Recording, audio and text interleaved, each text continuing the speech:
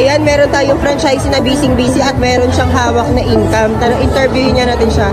Hi, Sir Robert! Hello po! Sir Robert, ano yung in-avail mo dito sa House of Franchise? Ayun na nga, hindi ko po kasi kayang bumili ng mag-franchise ng worth 288,000 na food cart. Kaya nag-start lang po muna ako sa 1788. Ito po yung community franchise with online business na. Ayan, Sir Robert, paano ka kumikita dun sa community and online franchise? Ayun, napakadali lang. I-share mo lang yung shop link mo through online like ng Facebook at pwede ka na kumita. Kaya ako guys, kumita po ako ng 25,000 sa loob lang ng isang linggo.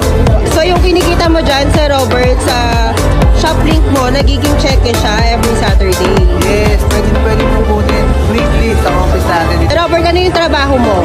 I'm a former Grab driver po. Dahil po dito sa House of Franchise, nakita ko po yung negosyo natin. Kaya nag-full time na po ako. At ang laking tulong po talaga itong House of Franchise sa pamilya.